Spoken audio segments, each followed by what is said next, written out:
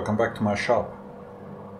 In the recent time I got asked quite a bit about the solid tool post mount and also the covers I added to this lathe. So I wanted to dedicate this video to some of the improvements I made to this lathe in the recent time.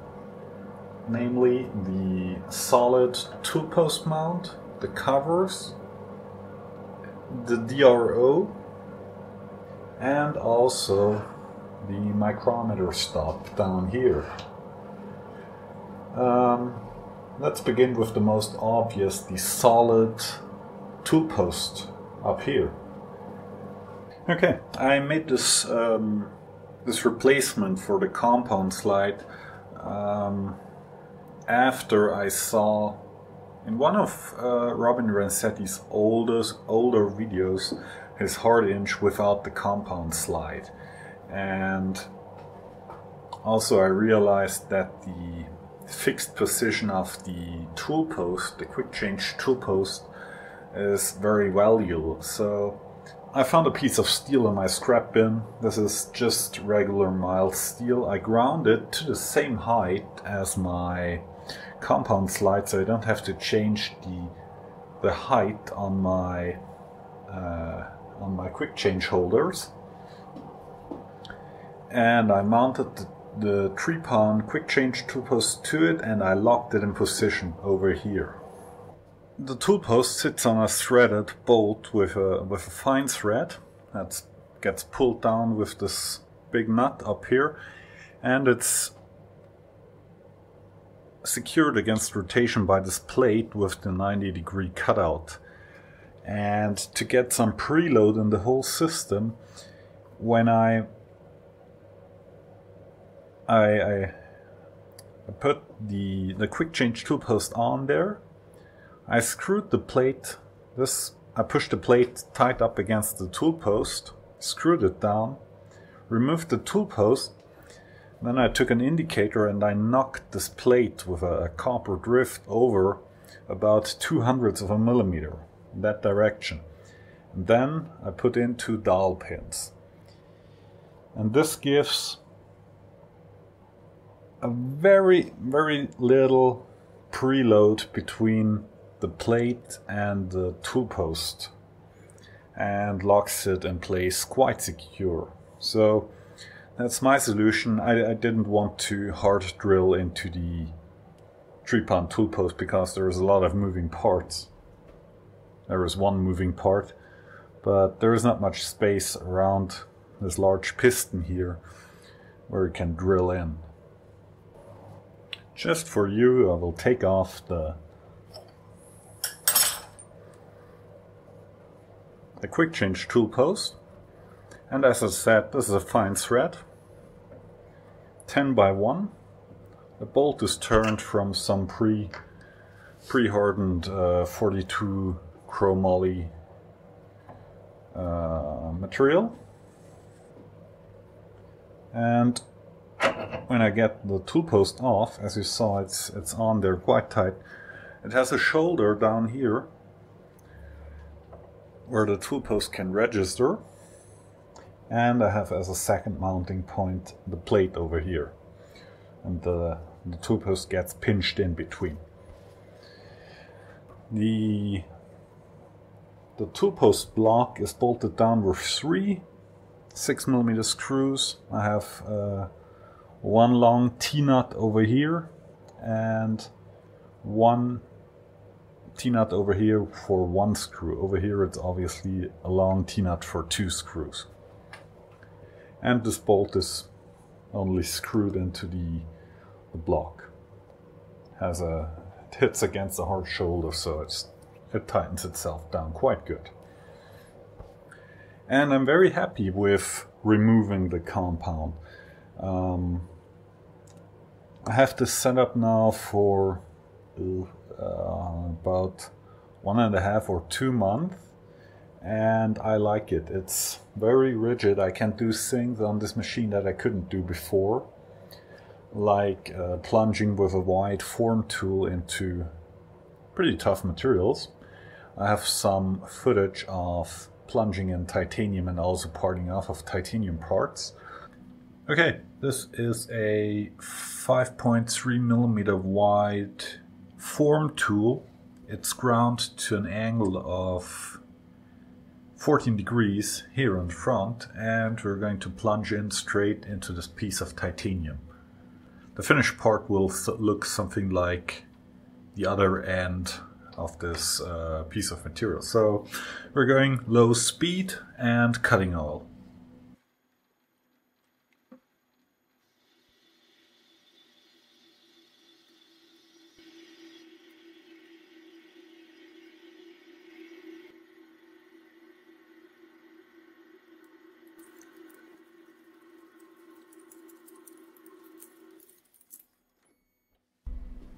Okay, this is a parting off operation in the same titanium part.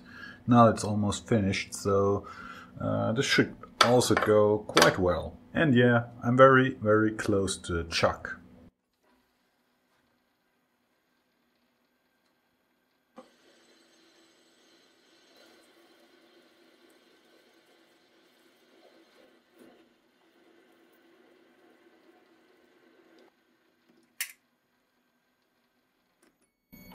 And yeah, the part was running out like crazy, but don't care, because I checked it, I rechecked it, and 3-charge chuck of course is not very repeatable, and the backside of the part gets faced off clean anyway. So that's the part, parting off, absolutely no problem. 1.6mm wide high-speed steel blade. And quite low RPM, so I don't burn up the cutting edge in this titanium. As you saw, the machine with the setup is super rigid. I really like it. And it just goes back on like this. And the screw goes on top. The thread engagement is a bit much on this. Yeah, could have made it a bit shorter, but too much of a thread engagement never killed anybody so far. So that's the solid tool post. And when I made this, I knew that I'm going to add a DRO to this lathe finally. So while we're at it, let's talk about the linear scales. So I finally broke down. I bought one linear scale for the saddle or for the carriage, one for the cross slide. The carriage has a 5,000th of a millimeter resolution, and the cross slide has a 1,000th of a millimeter revolution. But the DRO shows, of course, the diameter, so it's a 2,000th of a millimeter resolution. And as you can see, I added shielding. Normally I have a piece of sheet metal here so the chips don't fall down on the bed directly and I can just brush them back there. But the top side of the cross slide was always unprotected, and now as I have the linear scale here in line with the front of the cross slide, I wanted that also to be protected properly. So I made this funky sheet metal cover here with the C shape that goes over the linear scale. The linear scale sits back here, from here to here, and the reed head is mounted to the rear of the carriage, so the reed head moves along the scale. I machined, or I welded and machined this bracket here out of 5mm sheet metal, which bolts to the back of the cross slide, and that works quite well too for alignment of the head. There is now no movement in it. This is the sheet metal cover that moves with the carriage. And I have also a sheet metal cover that goes over the complete cross slide. Something like this. Gets bolted down in two spots here. It surrounds my solid tool post, and it forms a labyrinth seal around the lower sheet metal cover. So when I use compressed air, and I use compressed air on the lathe, I don't blow chips directly against the exposed side of the slideway. The reed head of the linear scale is also protected by the sheet metal cover. I drilled out the holes for the oilers, and I did the same on the sheet metal covers I have here over the that extend out from the carriage, and the tailstock can still go between those covers. And the sheet metal covers ride over the prism and the flat ways for the carriage. Sorry for the freehand camera. And back here is the scale for the carriage. The readout I have is this basic Chinese 3-axis unit. I chose to buy the same 3-axis readout that I have on my milling machine, because when one craps out in a pinch, I can change them over. I can take this over to a mill or vice versa, to get me out of a pickle until a new readout arrives. And as you can see, this is X, this is diameter. It goes in 0.002 of a millimeter increments, of course, because it's not reading radius, it's reading diameter. C direction, which is the carriage, I have it plugged in at Y, because when they're closer together, I have a resolution of 0.005 of a millimeter. And that's good enough for a class or for a guy to yeah. So that's the DRO. The problem with these readouts is that the tool table is a bit stupid to use. You have to press 10 times the point button to get into the tool menu, and then and from there you go on. So that's a bit ridiculous. But apart from that, they work quite well. Yeah, you can use different coordinate systems if you have to. I can do that on the milling machine too. So I can use second coordinate system, zero it out. And if I have a second setup, I can use maybe coordinate systems 3. Work here, zero this, do whatever I want. Go back to second coordinate system, and I have my previous position still stored in there. These linear scales have also a reference point, so how does this work? Yeah, you go back to absolute and you reference it, enter, and then you choose your axis, and these scales have their reference position in the center. So even if you turn off the machine and the readout and you move your scale and you referenced it before, when you come back next day, you reference it, find your reference point, and you can go back to you can go back to your previous positions. That's quite neat. But you don't have to use that. You can just use it as a basic XC readout, where you enter your diameter here and your Y position down here, and go from there. So that's the readout. So I added, obviously, some covers for the way and the cross slide. And what I used is leather, black leather. This is about 2 millimeters thick. And I have chosen leather because when hot chips fall on it, it doesn't melt, doesn't stink, and doesn't degrade with oil. I used it on my CNC machine back when I had it for the Y direction cover, and it held up for years. And it's a nice material anyway, so that's why I chose leather.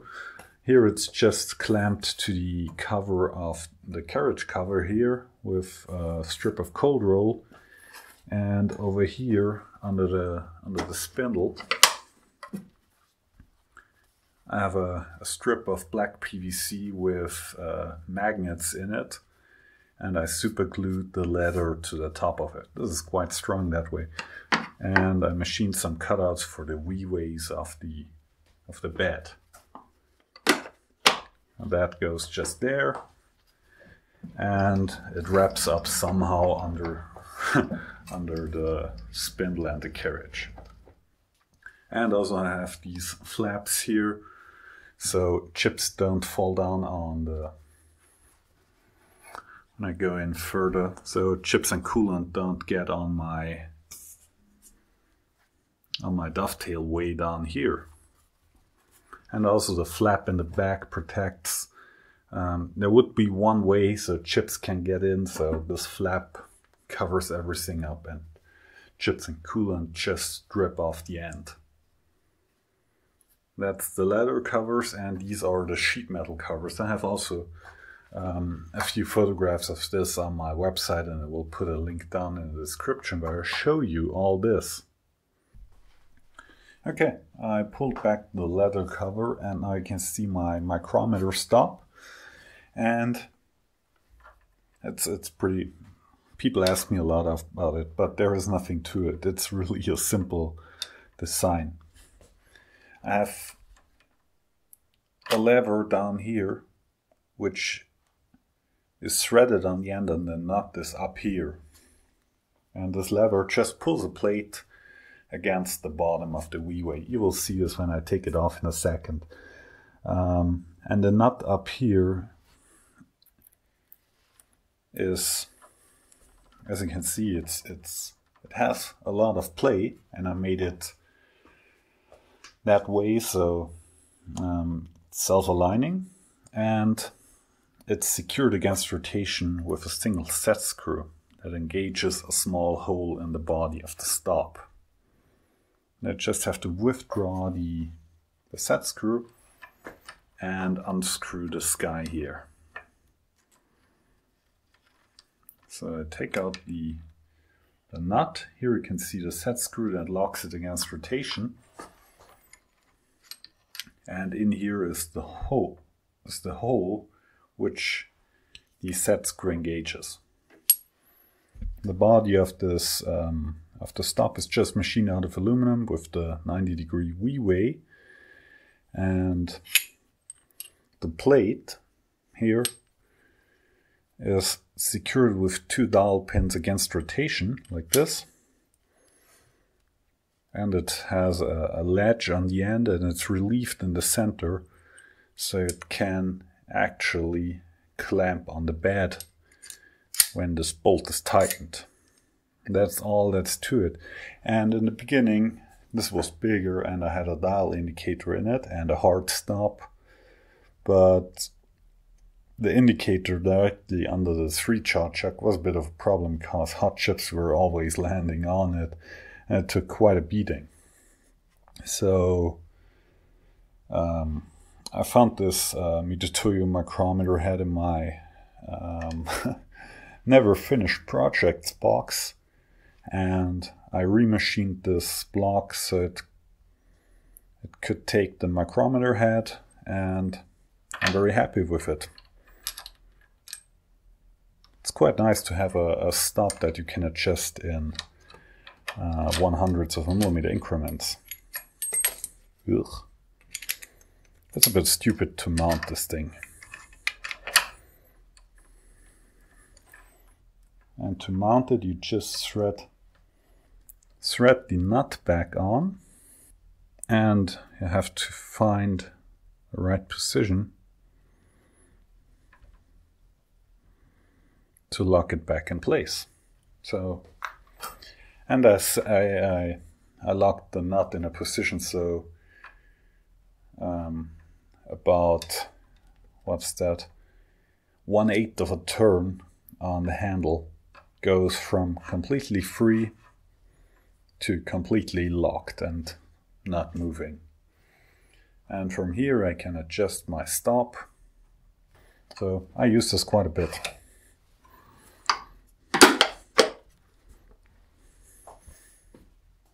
I hope this cleared some of the questions you guys had on the different aspects that I changed on this lathe in the recent time. My special thank goes out to Robin Renzetti for showing in detail the engineering he put into every single thing he made for his lathe. So I hope you enjoyed this short video on my lathe. Thank you all for watching and see you next time.